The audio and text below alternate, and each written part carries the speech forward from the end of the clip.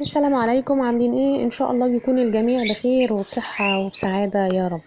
النهاردة بقى مستمرين برضو على، هنقول شوية مش مقاطعة، ولكن احنا كده كده خلاص ابتدينا ان احنا، انا عن نفسي في كتير من الهواة برضو معايا كده بيقولوا خلاص احنا ابتدينا نقلل جدا جدا الكلارس والبلكم، وابتدينا نقللها، مش بنشيل خالص، بنقلل الفلارس والبلكم وابتدينا نعتمد على الوجبات الطرية. جميل والله، الكلام ده جميل جدا جدا.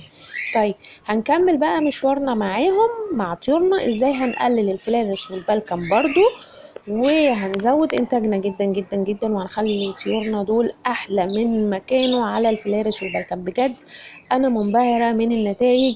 الطيور بسم الله ما شاء الله، الانتاج زي الفل، الحمد لله رب العالمين، اللهم زد وبارك. مش عندي بس، عند اصحاب كتير ليا عندهم مزارع كبيرة جدا، ابتدوا فعلا بيقللوا من الفلارس والبلكم. وفي مزرعتين كده اعرفهم ان هم شالوا الفلارس والبلكم خالص.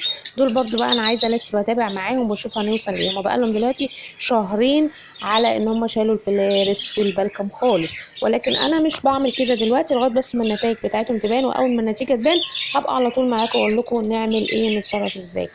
طيب، النهارده هنجيب شويه حاجات. بصوا، هنبتدي نعتمد على البيت. مفيش بيت مننا بيخلو من شويه خضروات زي اللي قدام حضراتكم دول، ودول مش بيكلفونا كتير. كنتوا كتبتولي قبل كده ان البيت بيكلفنا كتير، وقلت لكم يعني وجبة بيت في الأسبوع ب10 جنيه، يعني 5 بيضات في الأسبوع، يعني ماشي الحال. 10 جنيه أحسن من 60 جنيه و70 جنيه و100 جنيه في الفلارس والبلكم. طيب، بعمل ايه بقى انا؟ بصوا، فاكرين انا قبل كده كان عندي كوسه من في البيت وكده، خدت القلب بتاعها وقدمتها للطيور. المره دي عايزه اقدم شويه خضار تانيين. هقدم ايه؟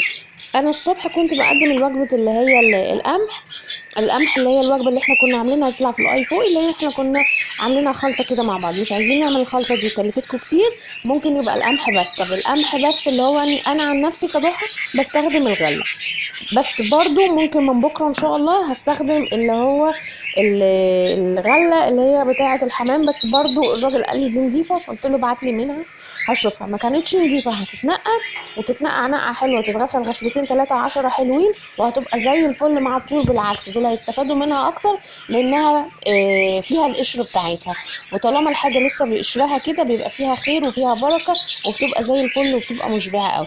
يبقى وفرنا من البليله اللي احنا او القمح اللي كنا بنجيبه اللي هو ب 12 جنيه دلوقتي. التانية بتاعت اللي هي الحمام بيقولي ب5 أو 6 تقريبا يعني. ادي النص اهو. فيبقى فله كده قوي معانا. طيب، هنعمل ايه بقى تاني؟ اي خضار موجود عندنا في البيت، زي ما شفتوا معايا في الاول الفيديو كده، ده كان طماطم. كانت عندي كمان كام طماطميه حلوين كده، بس مش مستويين قوي. غسلتهم غسله حلوه وقطعت 3/4 كده واقل كمان، وحطيتها للطيور بتاعتي. بس اهم حاجه نشيل الجزء الاخضر اللي هو في نص الطماطميه، مش العلق من فوق، لا. لما بنقسم الطماطم بالنص في جزء بنلاقيه مخضر شويه كده جوه الطماطميه، ده لازم يتشال. واساسي في الطماطم ان احنا ما بنقدمش الطماطم الخضراء نهائي. اوعوا تقدموا طماطم خضراء. الطماطم ممتازه، انا كان المفروض ان انا اطلعها بره الفيديو ده، يعني اعمل فيديو عن الطماطم وفوائدها، بس هقولها لكم في عجاله. الطماطم فيها كالسيوم حلو جدا، فيها املاح حلوه قوي قوي عشان الصوديوم اللي فيها احماض، فيها بروتينات، فيها اقول لكم ايه تاني، يعني فيها بصوا مجموعه كبيره قوي قوي من الفيتامينات. في مجموعه بي كومبلكس فيها كامله حلوه قوي طبعا. قلت الكالسيوم حلو جدا. الطماطم حلوه قوي قوي للاسهال وللامساك، بتظبط الدنيا. كمان بتخلي الريش بصراحه تحفه جميل. جربوا كده، حطوا قطعه طماطم وشوفوا. بتقوي نظر الطيور جدا، بتدي نشاط كده حلو قوي، بتحفز الكبد برضو على ان هو يفرز العصاره، ان هو تضيع اللي هو التلييس والتشحيم والكلام ده كله. حلوه بطريقه رهيبه جدا جدا الطماطم. فيها مضادات للاكسده، قلت فيها املاح وفيها احماض، فيها كالسيوم بوتاسيوم منجنيز، فيها صوديوم اللي هو الملح، فيها املاح، مجموعه من الاملاح ومجموعه من الاحماض. حلوه تحفه، حلوه جدا جدا. نقدمها بس للطيور وشوفوا بسم الله ما شاء الله، انتوا شايفينهم اهو قدامكم بياكلوا يعني مجموعه من الخضار فيها قطعة طماطم. كانت المجموعة دي كانت قطع من القتة رخيصة جدا في السوق، أظن الكيلو كله على بعضه ب3 جنيه، الكيلو حلو يعني يوزن معانا. يتغسل غسله حلوه قوي قوي، ويتقطع ترانشات كده او شرايح طوليه او حلقات، ويتقدم للطيور بتاعتنا هياكلوا زي الفل. كان عندنا مثلا شويه بقدونس حطيته، شويه كزبره تمام، شويه شبت مفيش مشكله، حته خيار جميل، حته جزر برضو تبقى تحفه تحفه مع الطيور بتاعتنا. طيب نرجع بقى حته لورا كده للطماطم. طب الطماطم بالذات ليه انا راجعه لها؟ عشان الطماطم مش بقدمها كتير قوي للطيور، يعني كل 15 يوم لما ممكن نحط حته طماطميه. هتقولوا لي طب ليه يا ضحى؟ طب ما ادام فيها الفوائد دي كلها واحماض واملاح والليله دي. هقول لكم على حاجه، كتره الاملاح اللي في الطماطم ممكن تعمل مشاكل للكلى عند الطيور، فانا عايزه افيدهم ولا اتعبهم؟ نخلي بالنا من النقطه دي يا جماعه. احنا كبني ادمين لما بنزود من اكل الطماطم بيحصل لنا الكلى بيتعب شويه، بيبقى لود عليه. طيب انا في الحاله دي مع طيوري بقلل الطماطم، هي كل 15 يوم لما افتكرهم بحته ولا حاجه، وعلى طول بشيلها، يعني بعد نص ساعه لو في الصيف بشيلها على طول، لان دي طبعا انتوا عارفين الطماطم بتبوظ بسرعه. طيب الخضار ده بقى اللي قدامهم في مشكله منه؟ لا مفيش مشكله منه خالص، ولكن برضو مش هنزود.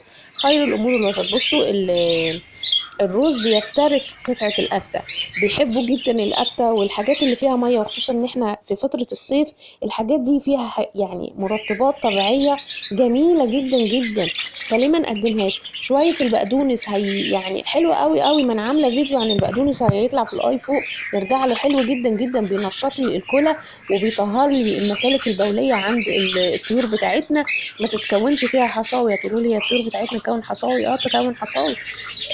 فبتبقى حلوة قوي. البقدونس منشط مضاد للأكسدة، الطماطم برضو مضادة للأكسدة. القتة دي ما تستهونوش بيها برضو، هتقولوا يعني دي قتة، لا فيها كمية برضو من فيتامينات حلوة قوي قوي، وكمية المية اللي فيها جميلة. الطماطم زي ما انا قلت لكم. الجزر بقى، الجزر احنا في موسم القلش دلوقتي، في قلش كتير عند الطيور بتاعتنا، يبقى الجزر حلو قوي قوي. وكمان خدوا بالكم من حاجة بقى، الجزر داخله سيلينيوم، فتاخدوا الانتاج هيعلى بطريقة، يعني انا يعني عايزة اقول لكم بجد بجد انا الانتاج يعني زاد. يعني عايزة اقول لكم حاجة، يعني انا ما بتبطرش والله، بس بقول يعني نقل شويه البيت.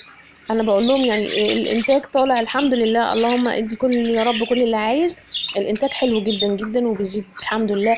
الطيور بتاعتي عايزه اقول لكم ما بقتش مقدمه قوي على الفلارس والبلكم، احنا كنا مقللين الفلارس جدا جدا وحاطين بداله بلكم اكتر، ولكن الكميه كتوتال كانت اقل بكتير من الاول.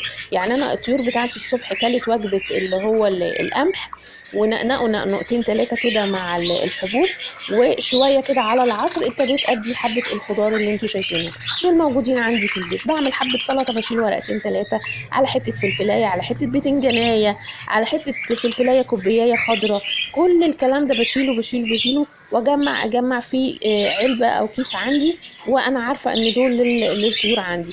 برضو انتوا الاخوات بقى السيدات اللي معانا، مفيش مشكلة لو انت زوجك بيحب الطيور ساعديه بحاجه زي كده، كوني له مجموعه يجي من بره من شغله ان شاء الله الحاجات دي موجوده طازه فريش يقدر ياكلها للطيور، هيوفر لك البيت الكتير. تمام. في الاخر وفي الاول وفي الاخر برضو نتيجه بقى الطيور ده ما هو عايد على البيت وعايد علينا احنا، فليه ما نساعدش؟ اللي نقدر عليه نعمله يا جماعه. حبه الخضار عملت السلطه شلتهم، شلت حته حته حته، مش هقول لكم الاساس، مش هقول لكم شيلوا فلفلايه ولا طماطميه كامله، الحتت الصغيره. ما بصوا انا جيت معاكم لاقل حاجه اهي. هتقولوا لي ده هيبوظ عندنا في التلاجة وهي يعني مش هيبقى فريش. هقول لكم على حاجه، ما رحتوش قبل كده عند مثلا بتاع العصير ولقيته حاطط الجزر في ميه؟ اعملوا كده، حبه ميه في علبه زي اللي انتوا كنتوا شايفينها معايا دي، نجمع فيها الخضار، وحبه الخضار يتغسلوا حلو قوي قوي ويتحطوا في حبه ميه، وغطي العلبه دي وحطيها في التلاجة. وقت ما هتعوزيها لطيورك او هتعوزها لطيورك هتطلع هتتغسل، هتبقى كانها لسه جايبينها دلوقتي حالا من السوبر ماركت او من عند الخضار، هياكلوها فريش. ما بحبش بقى فكره ان احنا نعملهم ان هم بياكلوا حاجات البواقي اللي هتترمى في الزباله. بصوا انا ما بديهمش الحاجات البايظه، انا بديهم الحاجات النضيفه. انا بقول لكم بعمل سلطه بشيل منها شويه، حته جزرايه، حته بنجرايه، عصره ليمون، نص ليمونه ماشي، حبه الخضار اللي موجود. انا لما هاخد ورقتين ثلاثه من كل حزمه خضار موجوده عندي هيبقى فله. اكلوا وحمدوا ربنا وبسم الله ما شاء الله. انتوا بتشوفوا الحويصله بتاعتهم بعد كده شوفوها قولوا لي في التعليقات الحويصله بتبقى مليانه ازاي. والله لما بنحط لهم الفلارس والبلكم ما بيرضوا ياكلوا دلوقتي زي الاول، فيبقى فل. اهم حاجه بقى نعملها ان احنا ما بنقعدش الخضروات والحاجات دي قدامهم فتره طويله.